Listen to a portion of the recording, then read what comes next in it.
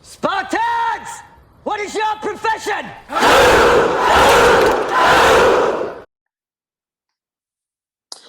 Yes, people, another edition of Knightz and Round Table Discussions where we discuss all sports all the time. Got my guy Tooth with me. How are you doing, sir? I'm good, brother, man. What's good, TJ? You know, same old, bro. I'm trying to get over this depression right now of Ole, bruv. But you know how it is, bro. You got the same thing with Steve Bruce. It's all good, man. Trust me. You know what's crazy, bruv? If we had the pre-show conversation recorded, bruv, that could have been a deep one as well. That's the biggest joke. We had a little bit of therapy session before people, just a little bit of venting, but it's all good. As usual, before we start, make sure to like, share, comment, and subscribe to the channel.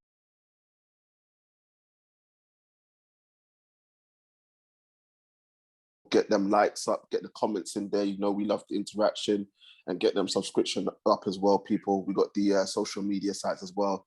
That'll be the links we put in the description. Let's get this thing building. We're building slowly, but surely we will get to the end goal, which is retirement for all of us, bruv.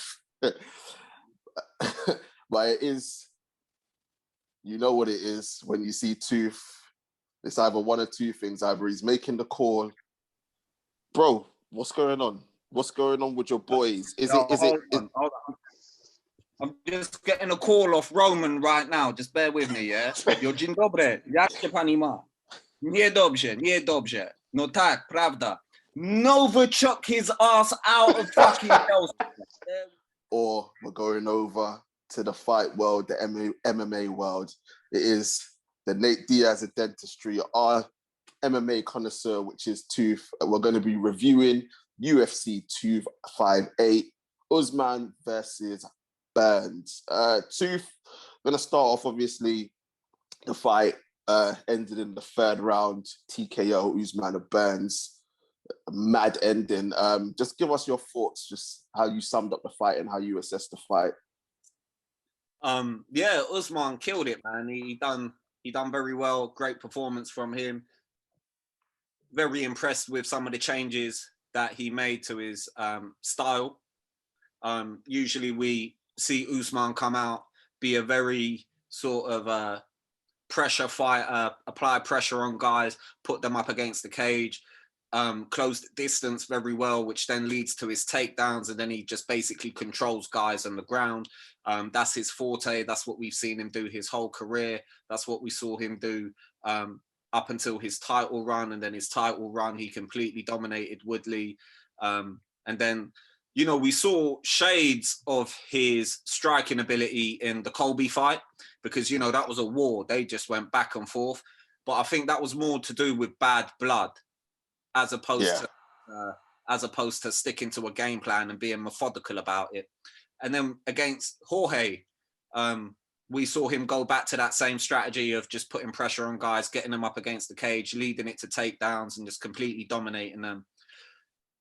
However, for this performance, for this fight, it was a little bit different because he was fighting his teammate, Gilbert Burns. Yeah. Not only are they teammates, they're friends, they've sparred together. You know, that's the thing. When you come from a super gym like I forgot the name. They used to be called the Black Zillions, but now they've changed the name so many times now. But when you come from the same sort of mega gym, one of these big MMA gyms like American Top Team or Black Zillions or American Kickboxing Academy, there's always the potential you might be fighting your teammate down the line, which means you've spent hours, days, months, years training with this person. So they've seen you at your best, they've seen you at your worst, they've sparred with you, they've had days where they've got the better of you, you've had days where you've got the better of them. So he had to bring something different to the table. He couldn't be too predictable. Otherwise, Burns would have pulled his card. So it was good to see him leave Florida and go out west and train with Jason Perillo. Jason Perillo being one of the main guys, one of the best coaches in MMA. He's had champions under his wing Cyborg, Bisping, BJ Penn, and all of these guys have been known for their striking prowess. Yeah. Especially BJ Penn under Jason Perillo, because he was a jiu-jitsu guy, but then when it came to Perillo, he turned him into like a really good boxer, and BJ Penn just started knocking people out and winning fights by strikes. So it was, and you saw shades of that with Usman, you know, again, like he was, the whole fight, he was just throwing that jab. It was so calculated. That jab was killing him. It's mad how much power he was getting. Absolutely. And the funny thing is, it, you know, on the face of it, it wasn't a powerful jab, if that makes sense. But it was just popping him and popping him and popping him. And that's what you get with a guy like, when you train with a guy like Perillo, he understands the science of these things. It's like, you don't need to throw 100% power with every shot. It's like death by 1,000 cuts. And I know you're going to put that meme in there, but... Time to bleed. I'm talking death by 1,000 cuts. Oh, I'd like to see that. Come on, let's give us a little taste of that. Yeah. You know what I mean? But it worked. It worked at the end. At the end of the day, it worked. And it was a great performance overall. Completely dominated. There was moments early in the fight where, you know, Gilbert clipped him. You know, first few minutes, made Gilbert, him touchdown. Trust me. He sent his ass down to the canvas, and you were thinking, raw, like no one's really done that to Usman. And he's fought much, like on paper, he's fought much better opponents, you know, such as Woodley, Colby, Jorge. None of them have sort of clipped him like that. He was somewhat on Queer Street, but I felt like that was a game plan that Burns had formulated based on the time he had spent with Usman. He's like, you know what, I can't let this guy get any momentum going. If I'm going to get him, I'm going to have to clip him early while he's fresh, like catch him cold. Yeah. And it seemed to have worked, but then Usman just recovered, the chin on him, great chin, and then came back and he stuck to the game plan. You know, a lot of people would then engage in that sort of brawl, in that sort of war, and especially if it's an old teammate, there's a lot of sort of emotions and personal feelings that go in towards that. So he had his head screwed on, which is another great quality that he had. But yeah, overall, great performance. And the finish was nasty. The finish, he finished him with a jab. Like, you don't really do that. It's mad. It's mad because when you sort of started the fight, and then with Burns, and Burns caught him, you're like, as you said, you're like, raw, whoa, what's going on here? This wasn't written in the script, and Burns was trying to get close to him, just trying to stop the distance between the two of them. And in the first round, you're like, oh, this is a fight. And then round two, boy, the jabs were just killing him. The straights were absolutely killing him. And Usman was switch hitting as well, changing stances. And it just looked like Burns had no answer for it. And then obviously, because he rocked him, I don't think he ever recovered from when he went down in the second.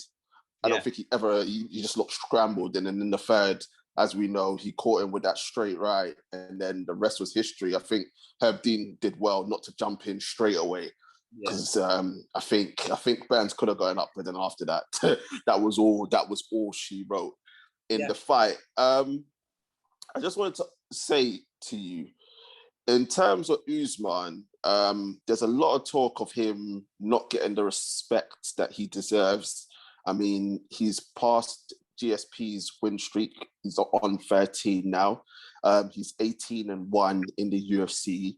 He's beaten everybody that there is to beat. Why doesn't he get the respect? Why is it that Usman isn't talked about in terms, not in the GOAT debate, but in terms of the welterweight division? Why is it that he's not talked about with the GSPs and the Tyron Woodleys of this world? Bruv, it's simple. He's just not likable. You know what I mean, bruv? The guy's just not likable, bruv. Doesn't matter how many great performances you have, how much of a great fighter you are, bruv.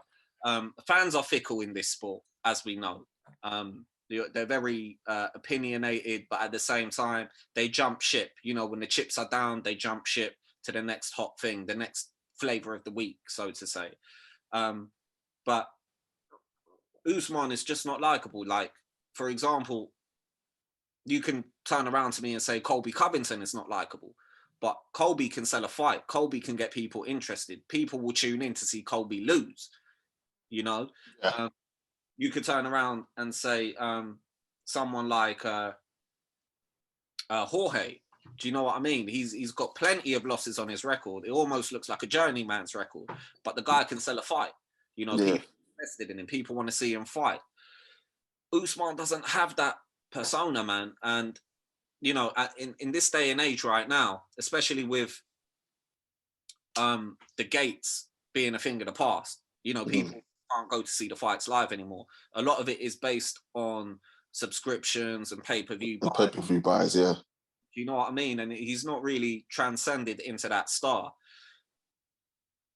But that's another topic completely separate from what's got to do with his fighting, if you know what I mean. As a fighter, brilliant fighter, great fighter, as you said, surpassing George St. Pierre's record, and has the potential to even go on an incredible title run and break more records with title defenses, because he looks unstoppable. You know, all of his title fights and all of his defenses so far have been against top tier guys. Exactly. People just aren't interested in him. You know, you might turn around and say, well, there's other champions in the UFC that don't have that draw. You might say, you know, Peter Yan, who's the bantamweight champion. You might say Jan Blachowicz, who's the light heavyweight champion. You might say Weili Zhang, who's the female, I think, strawweight champion. Like, these guys are pretty unknown. But the difference is they have a country behind them. Yeah. You might not know them in the West, but back home, there's probably billboards of these people. These people probably have commercials. These people are treated like fucking national heroes back home. So whenever they will have a fight, people will tune in to watch. But Kamaru is like, well, no one really pays any attention to him in the West. Do you know, I know you say the whole country behind him. Is even that against him purely because of Izzy? Like, everyone's behind Izzy more than they are Usman, because obviously the charisma, the persona, and the fact that he's obviously started to transcend into that global superstar. Is that going against Usman as well? Yeah, absolutely. But at the same time, I think it's unfair to compare the two, because you know, when I'm sure, and I can't speak on behalf of Nigerians, but I'm sure that they're very proud that they have two champions. Oh yeah. That's the whole reason why he said he'll never fight Israel, because he's like, we've got two Nigerians that are champions in the UFC. Why would we go against each other? We can dominate together. So I 100% get that.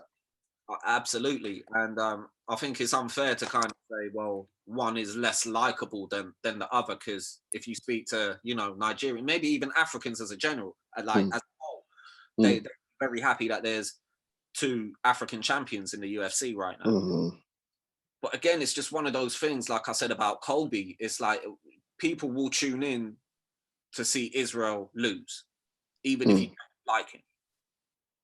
He has that charisma. But again, this is a sport of MMA. Like, at the end of the day, we could be talking about personality, charisma, and stuff like that. It's just, at the moment, Usman doesn't have that draw. I feel like for him to get on that level, he will have to just continue winning, continue dominating, and make a name for himself off of the performances he puts in, as opposed to the character he's going to portray in front of the cameras. And he shouldn't change that. He should just keep putting in dominating performances. And yeah, he has every right to turn around and say, put some respect on my name, because, you know, I'm not his biggest fan, but after yesterday's performance, I thought that was like, you know, all respect to him. Again, going back to the performance, something that I forgot to mention was he didn't engage with any of the wrestling, you know, he didn't engage with any of the grappling, and he was very smart in doing so, because Gilbert Burns is a very dangerous jiu-jitsu guy, very, very dangerous jiu-jitsu guy.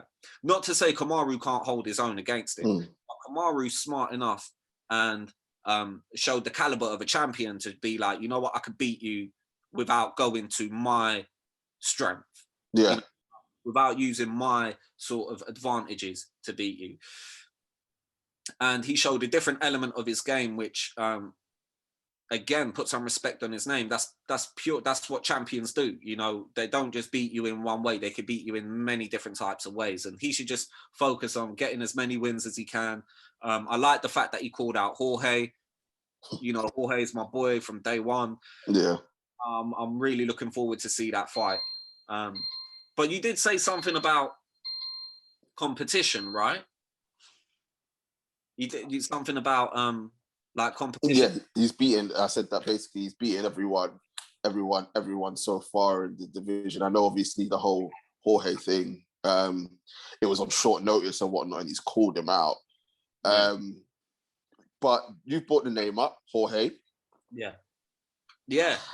So with Jorge, that fight was and I don't want to just make it. I don't want to make excuses for Jorge because my friend wrote me a message yesterday saying that Kamaru broke his nose 3 weeks before the fight. Yeah.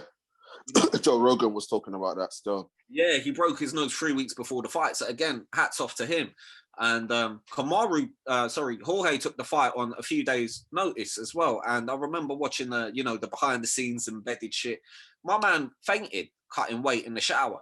You know, he almost fainted, or he fainted cutting weight in the shower. So you have to give hats off to both guys.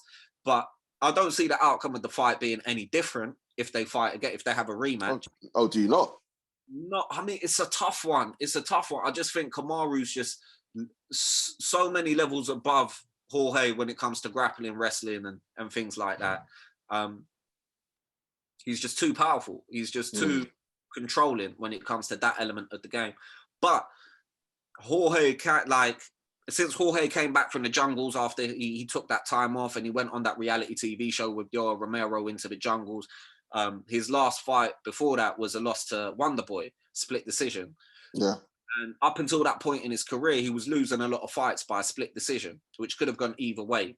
But when he came back, bro, he and I said this on our very, very first podcast when I think it was Jorge versus Usman.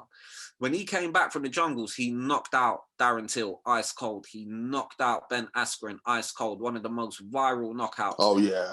I love that. You know what I mean? He beat Nate Diaz by stoppage, but let's keep it real. He was beating Nate Diaz badly in that fight. And it was almost like they saved Nate Diaz out of mercy. You know, they just didn't want to see him suffer any longer. So he won that fight by stoppage. He definitely, this new reinvented Jorge, definitely has the ability to knock anyone out, I think, in the division. But like I've said this before, man, I always tend to lean to the guy that has more sort of weapons. Unless it's ungodly power, like some Wilder shit or Ngannou shit, where it's like all he needs to do is just touch you and you're gone. Unless it's on that, which I don't think Jorge has. But in terms of challenges, other challenges in the division, I think there's plenty of challenges for him. They just need to sort the division out. You know, would you? I think the next in line is Leon Edwards, or Wonderboy. I don't know if Usman's fought Wonderboy yet or not. But Leon Edwards or Wonderboy, are those any two fights that you could say could potentially cause him any issues? Yeah, potentially, and there'll be great fights not only for his legacy but also for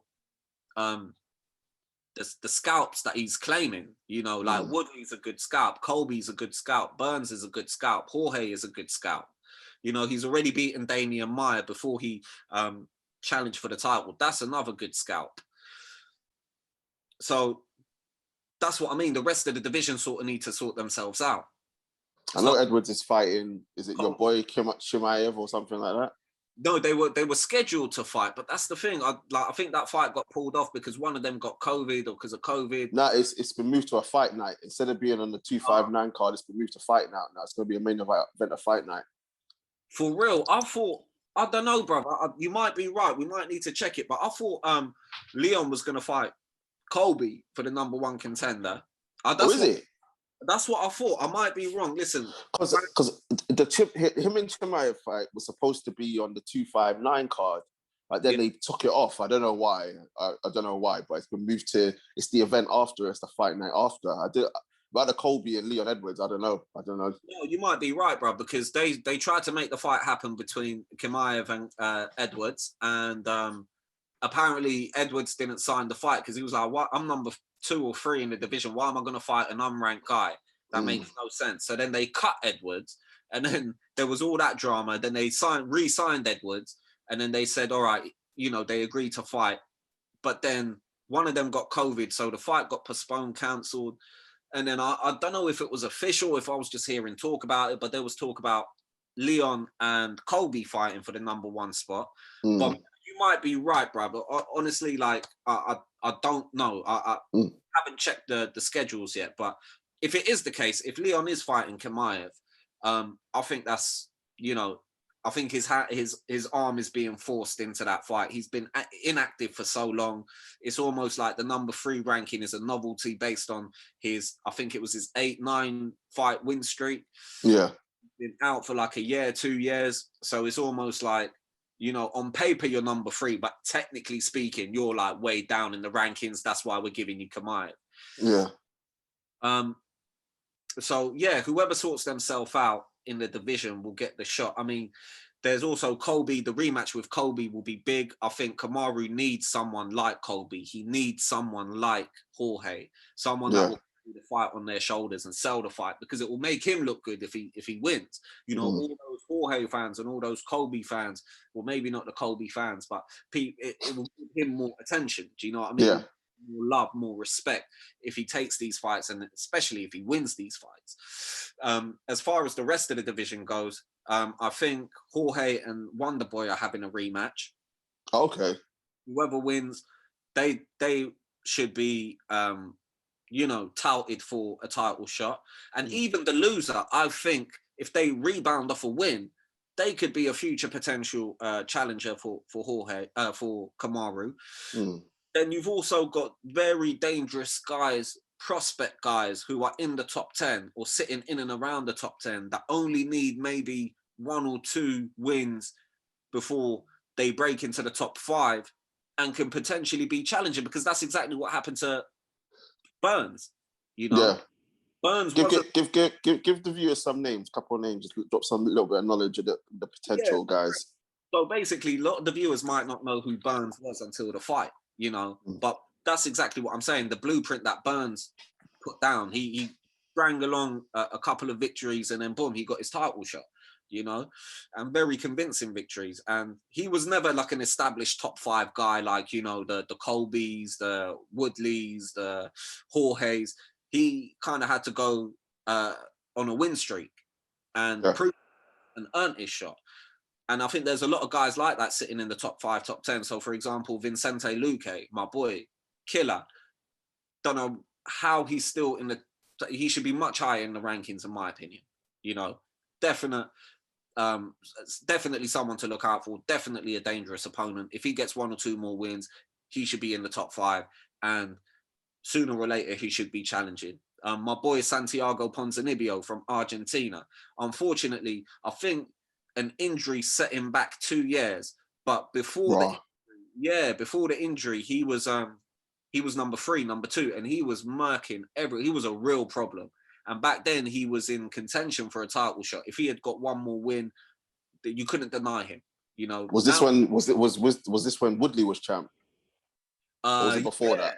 Yeah. No. This is when Woodley was champ. Yeah, absolutely. So around the time when Robbie Lawler lost the title to Woodley. So Ponzinibbio was dangerous, man. Ponzinibbio was still dangerous. He came back, and I can't remember who he fought against. I think it was Neil Magny, and he didn't look like he lost a step. But he's been hard done by injuries. But if he strings along a few victories, he should definitely be in a name that people should be talking about when it comes to potential challenges for the title. And then obviously Chimaev. You know, Chimaev, as much as it's annoying that they're pushing him so much, but again, forget all that shit. The guy is a quality fighter. He's a brilliant fighter, and he's proven it so far. He's been so dominating, and you just want to see him fight against someone like a Leon Edwards, someone in the top 10, the top 5, just to see, you know, is he able to just dominate against the lower tier guys and the unranked guys?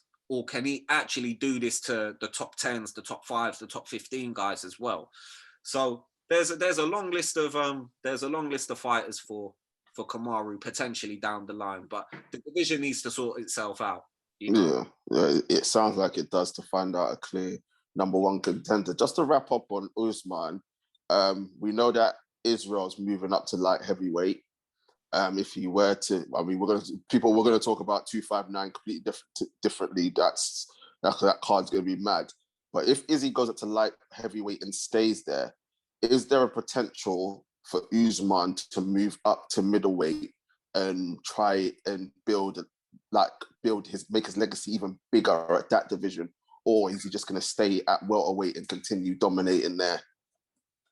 Bro, this is a part in the interview where I have to ask you a question because I don't know it all. Has there been any talk of that? Has he said it, or has any journalist come out, or are we just No, we're just talking fantasy. No one's come out and said anything about him moving up to middleweight.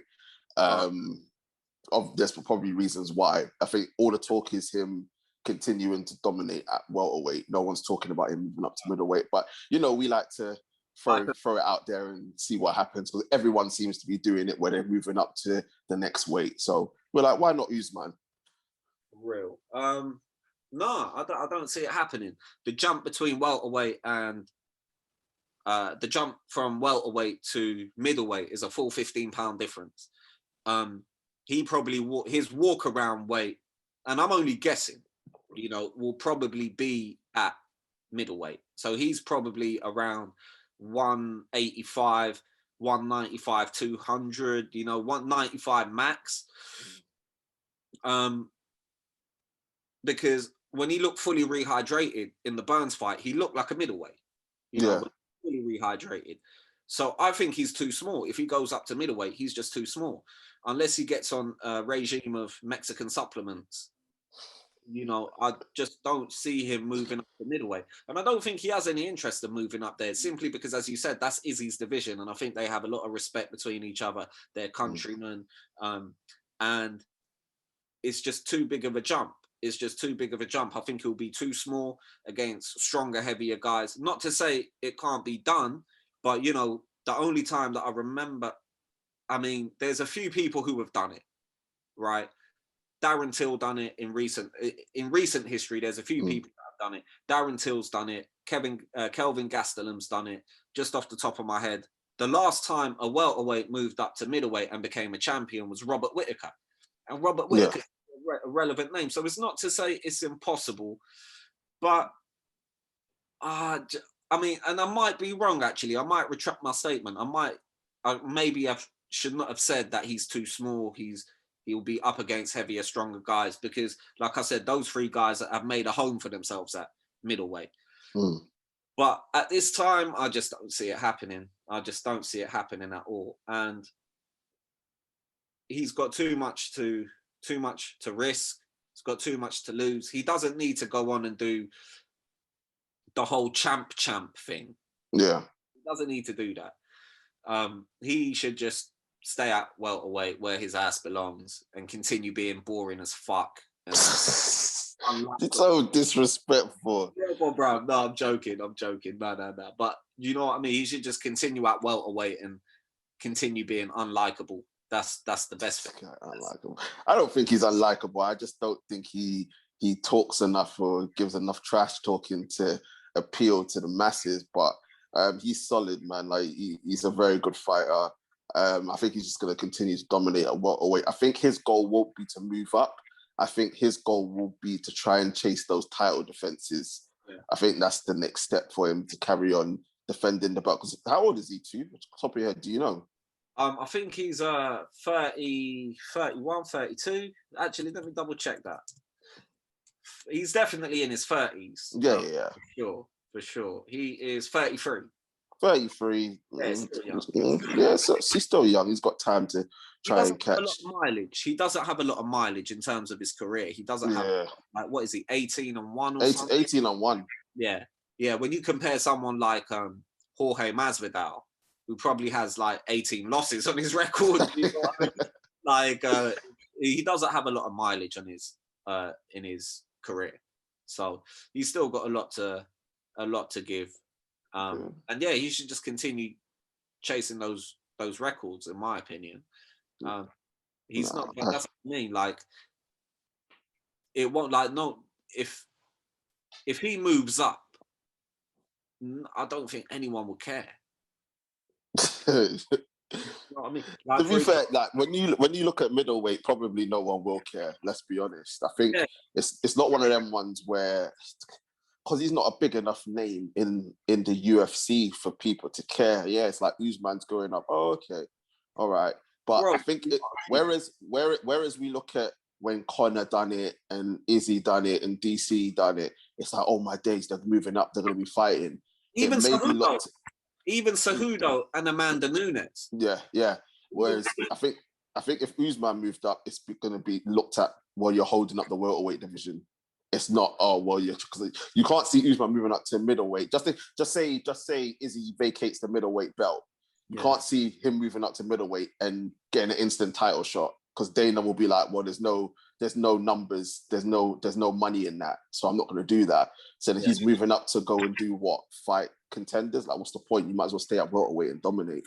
Yeah, I agree, man. I agree. It's just like, it doesn't serve anyone's best interest, and he's, as much as he's a great fighter, he's just not. But he has a name, but it's not, like I said, it's not anything that anyone sort of.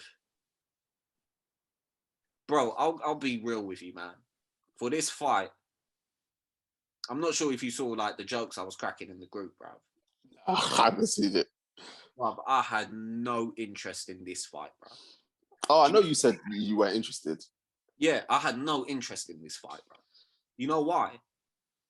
Because it was just like, both guys are cringe to me. Both guys are cringy as fuck. Like, I was making jokes like, you know, there's a breed of Japanese dogs, yeah, that are, bruv, listen, this is gonna be your title, bruv. Yeah. There's a breed of Japan. This is gonna be your title for the video, bruv, because I know you like to drop them quotes in there. There's a breed of Japanese dogs that are trained to fight in silence. Like, they're not allowed to make a noise. Like, if I was the UFC, that would have been the rules I would have set. My days, bruv. There would have been no interviews, no embedded, no post-fight interviews. It just would have been like, you two are gonna fight, bro. Even during the fight, you're not allowed to make noise. Do you know what I mean? Even during the fight, you can't make, bro. You're forbidden to talk to your corner, even between rounds. Like, pure silence, bro. Do you get this me? Guy, honestly, so rude, so rude. It wouldn't be an episode. It wouldn't be an episode with two if I didn't. You know what I mean? Honestly, but no, it was a good fight, and it was a good, solid victory for Usman, and he moves on, and it will probably be the Jorge fight next. Probably. But we shall see what happens in the welterweight division. Now, before I let you go, because it's a quick wrap up, because no one really cares about what else happened on that card.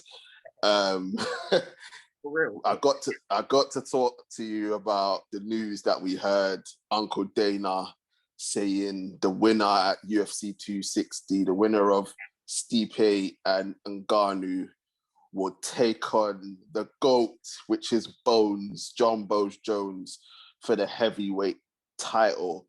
Well, again, we're not going to talk about Stipe and Ngannou, because when 260 comes, we're going to do something different for that, because they've got, I think Volkanovski's fighting on that card as well. I think that's what I saw.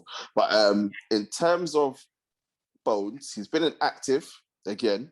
Obviously, this time not for any dick pills or anything like that. But he's been inactive. He's gonna get the winner out of Stipe and Ngannou. Bro, I know you said, I think we said it in the group chat, I said with no tune-up fight. I think Bones needs a tune-up fight. You said this is the UFC. You just go into it and that's it. Yeah. From your perspectives, as of right now, obviously we haven't seen Stipe and Ngannou since, but just based on what you know of the fighters, which one of those two is Bones least likely to gonna want to face? Probably Ngannou, because like I said earlier in the podcast, man, that it's the touch of death. It's that ungodly power. But at the same time, it's really cut and dry. It's like one of those things is where it's either Jones is just going to completely dominate Ngannou like Stipe did, or Jones is going to get sparked into a different fucking Astroverse. You know what I mean? Into a different fucking like parallel universe. Whereas with Stipe, I think Jones has been fighting fighters like that his whole career. Well-rounded guys that are not masters of any sort of trade, but a jack of all trades. Yeah. So he's like you can see similarities between. So he's more prepared because he's fought guys like Ovin St. Preux. He's fought guys like Dominic Reyes. He's fought guys like in that sort of mold where they're good. They're sort of good at everything. He's fought guys like Rashad Evans, and Stipe is a guy that's good at everything. Yeah. So I think that will favour Jones more based on experience, because in his career at light heavyweight, he's not really fought a real dangerous one punch power. I mean, he was scheduled to fight Rumble. Yeah. Do you know what I mean? He was scheduled to fight Rumble, but we saw what happened when DC got a hold of Rumble. And but see, the problem I have with when DC got a hold of Rumble is Rumble bottled that first one, bro, because he should have won. He gassed out, but if he was smarter, he would have finished that fat fuck. Yeah. And in the second fight, he literally just bottled it. Yeah, he bottled it. But I 100% agree with you. If Bones would have fought Rumble, who is like again another one, touch of death. Yeah. In his hands, like it would have set him in good stead to take on Ngannou. Yeah. But I personally think Ngannou's the easier fight, bro, purely because he's just one-dimensional. I think that Bones could just take him apart and literally, obviously, Bones ain't going to get him to the ground. I don't think that he would want to try and get that close to get Ngannou to the ground. I think it's one of them ones where you just frustrate him and then just dissect him piece by piece, and use his in-ring IQ. But that's why I think it's easier, just trying to avoid them monster hands, bro, that will put you to sleep. Just one finger will put you to sleep. Whereas I think Stipe, I know what you're saying in terms of experienced, those well-rounded fighters, but I just think with Stipe with more weapons, and obviously at heavyweight they're more heavy-handed, I just think he causes Bones a lot more problems because he has a lot more weapons in his arsenal. Yeah. Would you say that's the case, or? Yeah, no, I agree. That's what I mean when I was talking about Jones fighting Ngannou. It's very sort of black and white. And what you said is exactly the game plan that Jones will be going into that fight with, without any question, mixing it all up, basically doing what Stipe done to Ngannou the first time, just piecing him up, using good octagon IQ, piecing him up. Whenever Ngannou thinks they're going to strike, he's going to take him down. Whenever Ngannou thinks he's going to take him down, he's going to strike, But it's a difficult one. Either one, it's just going to be the fans are the winners in this fight. Oh yeah. Definitely. It's hard to sort of call it, but it's so many possibilities that can happen in that fight, and the outcome could be so many different things. It could be Jones losing to decision by Stipe. It could be Jones winning by the knockout against Stipe, or finish by Stipe. It could be so many things, but it's a mad one, isn't it? I like the fact that Jones, alluding to what you said earlier, I like the fact that Jones has said, "Yeah, fuck it, I'll take on the winner." No, nothing, no tune-up fight, no nothing, because this is the UFC, bro. This is like, this week Tyson Fury came out and said, because Josh Warrington lost. I'm not sure if you saw that. Bro, the knockout. Filthy. Disgusting. Filthy. But Tyson Fury put in his 2 cents. And I'm just adding up the dots here. Call me a conspiracy theorist, but I'm just adding up the dots. He came out and said some shit about, that's what happens when you don't have a tune-up fight and you jump back in. Well, I kind of disagree with that statement, because whoever Josh Warrington was fighting, I don't know who the fuck that was, bro. Like, definitely wasn't a champion. Do you know what I mean? It might have been an up and comer, but it's like, bro, Josh Warrington is Josh. This is the guy that's champion, beat Carl Frampton, beat the other English dude. I forgot his name now. I can't remember off the top of my head, but you know what I mean. So, and then before that, Tyson Fury commented on Conor McGregor losing, and he again alluded to the fact that, you know, he didn't have a tune-up fight, blah blah blah. So I'm just adding up the dots and being a conspiracy theorist here. So this is why I don't think that his next fight will be AJ either. Not only because of the contract shit, but I just don't think he wants that fight. Not to say he's ducking or anything, bro. Not to say that he's ducking or anything, but he does make a valid point, bro. Ring rust is real. It's a real thing. Yeah. So before I get all those Tyson Fury fanboys coming at me, like, just like, you know what I mean? Like, I'm actually agreeing. Man's gonna get cooking with Rash on the channel, bro. Oh, trust me, I'm actually agreeing with my man. If you read between the lines, I'm actually agreeing with him. Like, ring rust is a real thing, and it's been proven. But in the UFC, they don't. It's not like they're gonna get Jones up to heavyweight and get him to fight Arlovsky or JDS. With all due respect, both of them are former champions, both of them are legends, but that's just not gonna happen. It's just too much of an. They've invested too much to deliver so little. Yeah. You know, so it's straight to the big time. And again, with Conor, when Conor came back, he fought Cowboy the first time. As much as people like to call it a tune-up, bro, Cowboy's dangerous and he's a good name. He's a good scout. And then when he came back again, bro, they made him fight Poirier. Do you know what I mean? Who Poirier was on a tear, bruv, killing it. You know, beat so many people, beat Eddie Alvarez, beat Justin Gaethje, beat Dan Hooker. Do you know what I mean? Lost to Khabib in a very honourable way. Yeah. You know what I mean? So, and Poirier was like #1 contender as well. So it wasn't like they gave Diego Sanchez to Conor McGregor. Like, no, we're going to deliver on this fight. Yeah. So I'm really happy with that. I'm happy that Jones stepped up. And as much as ring rust is a real thing, I think Jones is just, you know, one generational athlete. Do you get what I mean? And hopefully he doesn't like run over any babies and, you know, get caught smoking a crack pipe. You know what I mean? Because I want to see this fight. Oh yeah, listen. You know me and Bones. Like, I've looked past a lot of what he's done, bro, and I call him the GOAT. But anyhow, he lets me down this time. I can't save him, bruv. I'm gonna have to jump on the Truce bandwagon and start cussing him, bruv. Don't get me wrong, I'm still like DC's still a bitch. But as far as I'm concerned, bro, my guy Bones, he can't let me down this time, bro. Like, you have to go through with it. And this is your legacy fight. Like, you go up at heavyweight and do again what DC couldn't, bro. Come on, man. Like, it's a wrap. Only person that can catch him after that is Khabib, bruv. And Khabib's legacy is based on obviously him and GSP for the 30th. So it's mad. Like, Bones has to put the work in and try and get that W. Even if he doesn't win, bro, I still want to see the fight, just because, like, I think that's going to be a first fight in a while as fight fans where we're going to be like, fucking hell, is Bones going to actually win this? Or could this be Bones' first loss? We're not talking about that stupid disqualification.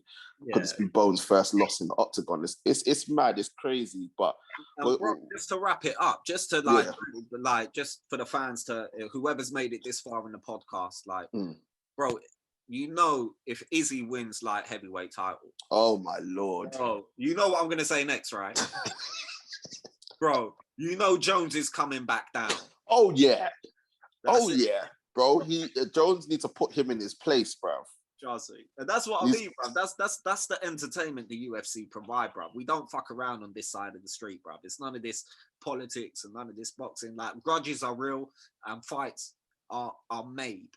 Do you know what I mean? They're made. So I could see that happening somewhere down in the foreseeable future, for sure. Yeah, 100. I mean, I think the last time we spoke on the Izzy fight, we said that it might take him a while to go up to light heavy, but now he's gone up. Listen, I'm all for it, bro. Like Izzy versus Jan. I know Jan is your boy, but if Izzy does win, bro, gets a light heavyweight belt, Bones goes on, wins at heavyweight, the next fight, I want those two, bruv, because Izzy needs to start shutting his mouth, bruv, and put some respect on the GOAT's name, bro, because he's doing too much of that chatting about my. And I love Izzy. I love Izzy. Izzy's my guy, bruv, but you know your place in it. Like, Bones is going to pass the torch over to you. Stop staying in your lane, in it.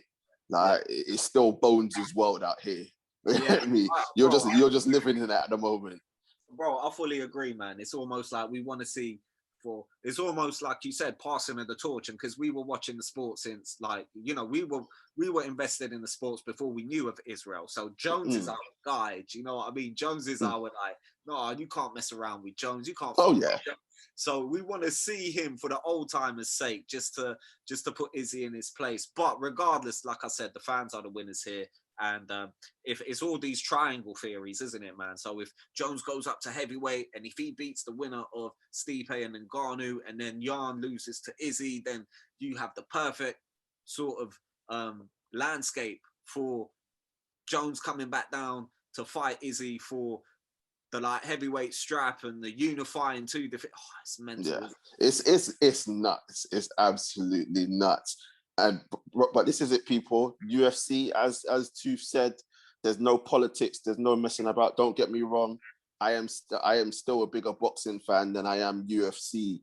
But the one thing I have to give UFC credit for, and Tooth is a big advocate for it, is that they put the fights together and make it happen. We know it's easier because it's only one body with the UFC, and boxing's got so much politics because too many different governing bodies, but they deliver the fights. You can't complain getting the fights. As we said, we had Usman Burns. The next two cards are stacked. Cannot wait. People, couple weeks time, we'll be doing a preview and a review for 259. It's going to be absolutely mad. You know, the Nate Diaz of Dentistry, our guy, our MMA connoisseur Tooth is going to be on that. The Truth will 100% be on that as well. We're going to try and get cooking with Rash on one of them, either the preview or the review show as well, bro. Look, listen, UFC is moving. Boxing, you need to pull your finger out and get on it because you got big fights over there as well. And just because Tooth criticizes boxing, he's a massive boxing fan as well, people. We just want to see the fights happening. We've been through a pandemic and we just want to come out the other side and be entertained from all aspects, not just one. But that is it from us, guys. Nice, short and sweet one. As we said, it was only Usman Burns. No one cared about the rest of the cards. it is what it is. But I want to say thank you to my guy, too, for jumping on. This guy's working like a donkey right now, people. He jumped on here knowing that he's absolutely shattered and he's got 100 million more things to do. But I appreciate your time, bro. Thank you very much, sir. Much love, man. Anytime for you, bruv. Twice on a Sunday, bro. Much love indeed. As usual, people, before we go, make sure you like, share, comment, and subscribe to the channel. Do you want Usman to go up to middleweight? Should he stay at welter? What do you think about Stipe and Ngannou and Bones? What do you think about Izzy as well? Let us know in the comment section. But thank you very much, people. Stay safe out there. Keep your family safe. We're going to see you on Friday recording the... We're going to go back to talking about football. And trust me, you're not going to want to miss it because I've had enough, bruv. I've had enough indeed. But thank you very much, people. Stay safe out there. And we shall see you soon. Peace. Peace.